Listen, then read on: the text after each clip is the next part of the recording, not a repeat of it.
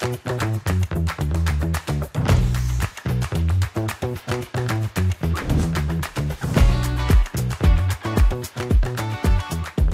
va maintenant passer à l'échelle d'une région et comment est-ce qu'à l'échelle d'une région on peut penser cette transition environnementale, cette transition durable.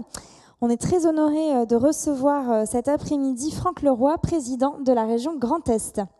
Bienvenue.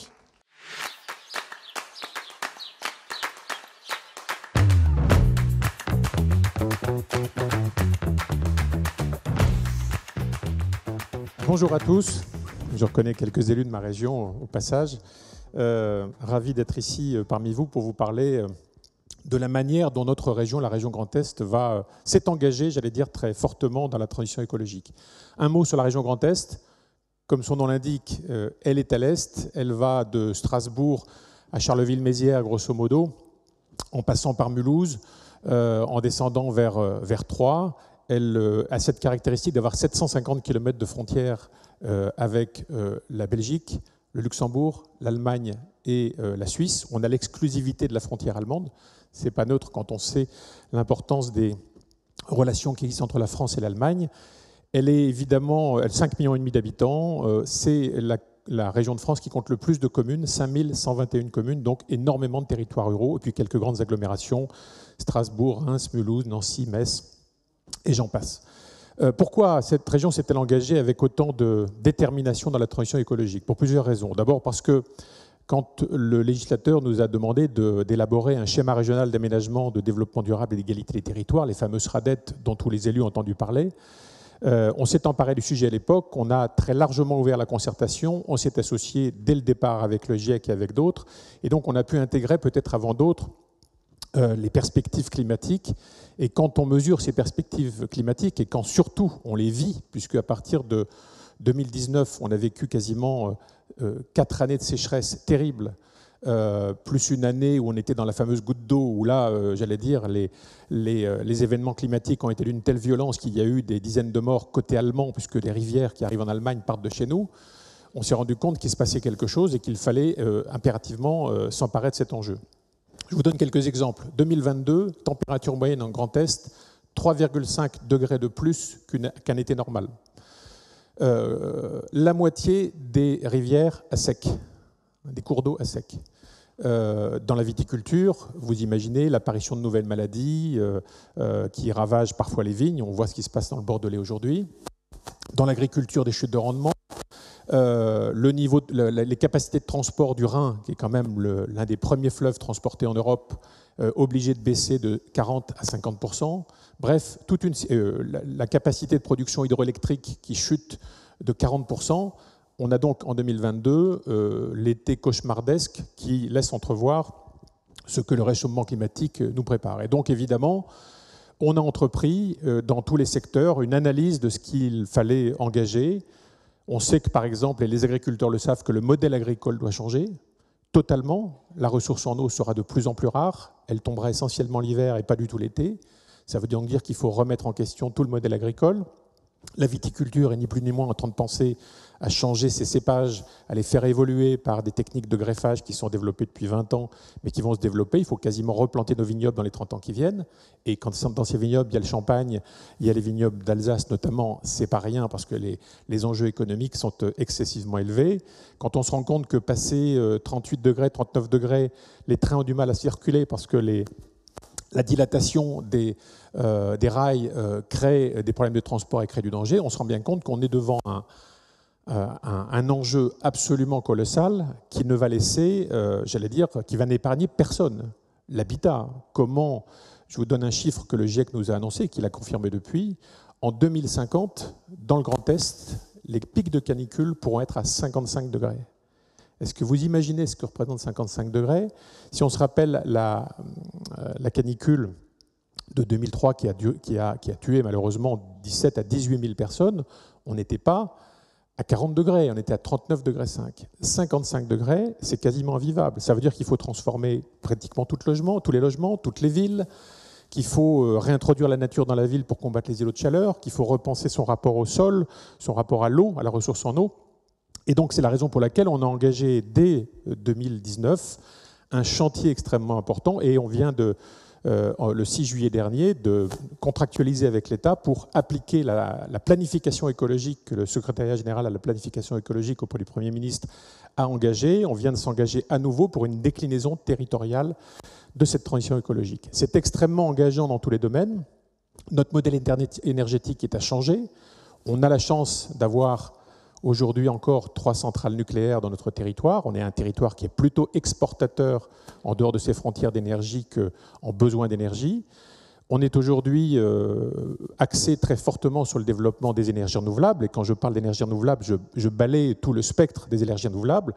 Le solaire, à travers les photovoltaïques notamment, l'éolien, la géothermie, l'hydroélectricité, la méthanisation, j'en passe, le bois énergie, parce que les caractéristiques de notre région font qu'on est l'une des régions qui dispose de la plus grande quantité de biomasse grâce à l'activité agricole et forestière, et que demain, on va pouvoir tendre, en tout cas c'est l'objectif qu'on s'est fixé, vers une région bas carbone à énergie positive à l'horizon 2050, ce qui implique évidemment de démultiplier les efforts partout, d'associer tous les territoires à ce pari énergétique et d'intéresser les territoires à ce pari énergétique parce que, et là j'en suis intimement convaincu, l'énergie est demain une ressource pour chacun des territoires. Chaque territoire a une capacité de produire de l'énergie renouvelable et que si ce territoire sait s'emparer de l'enjeu, il captera une partie de la valeur ajoutée, alors que s'il s'en remet simplement à des investisseurs extérieurs, il touchera des produits de location de terrain, par exemple, mais l'essentiel de la valeur ajoutée quittera le territoire pour aller, j'allais dire, dans les poches de ces grands investisseurs. Donc, quelques grandes priorités. La sobriété énergétique, on doit diminuer nos consommations d'énergie de 55% d'ici 2050. Ça paraît énorme.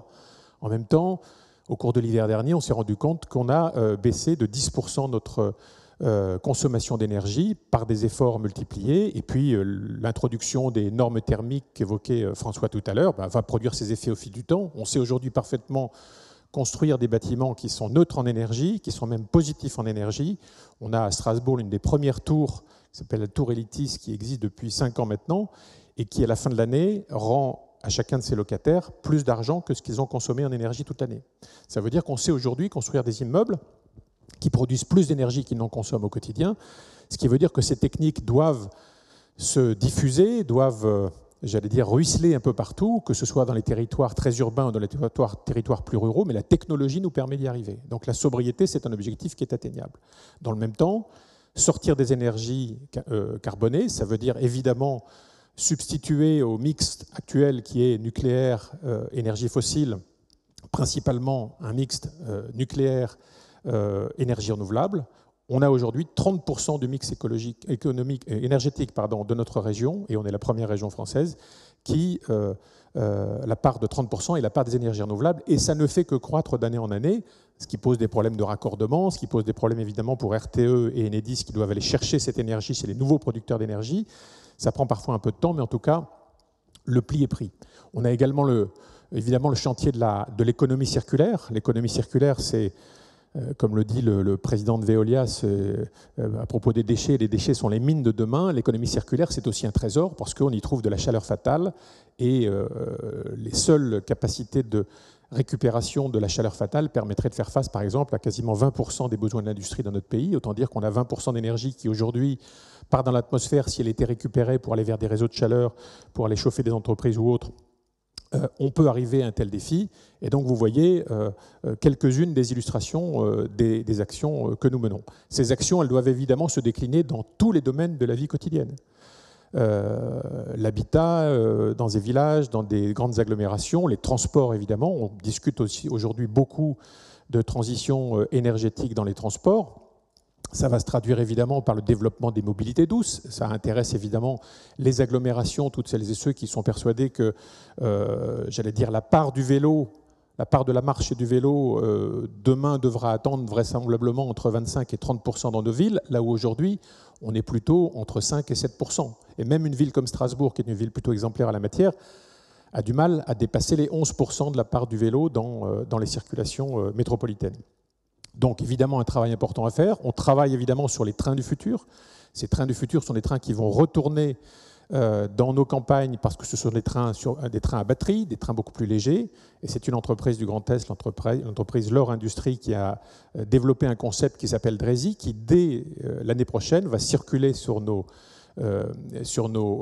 lignes fines de desserte du territoire. C'est comme ça qu'on les appelle du côté de la SNCF. L'idée, c'est d'avoir des trains autonomes, enfin autonomes avec un pilote, mais autonomes en énergie, avec des batteries qui vont à 90-100 km/h, qui sont en capacité de passer des passages à niveau en ralentissant pour ne pas avoir à gommer du paysage tous les passages à niveau, ce qui engendre des coûts d'infrastructure extrêmement élevés, et qui sont en capacité d'avoir une empreinte carbone réduite de 8 fois le fonctionnement d'un train normal, et évidemment des coûts d'exploitation moins chers, parce que train plus léger égale train moins cher. Donc voilà des politiques qu'on est en train d'impulser dans le domaine des transports. Et dans le domaine économique, parce qu'on fait le lien entre le développement économique et la transition écologique, on se rend compte que, grâce à l'image qu'on est en train d'acquérir progressivement, on intéresse aujourd'hui des investisseurs du monde entier qui s'intéressent à notre région, pas seulement parce qu'on mène cette politique, aussi parce qu'elle est ouverte sur l'Europe, avec ses 750 km de frontières. Et par exemple, on a pu enregistrer ces derniers temps des implantations très fortes. La première entreprise européenne de fabrication de panneaux photovoltaïques 100% européenne sera installée à Sarreguemines, 1700 emplois, 750 millions d'investissements, et des panneaux 100% photovoltaïques 100% européens qui remplaceront les panneaux qui sont encore malheureusement souvent d'essence chinoise.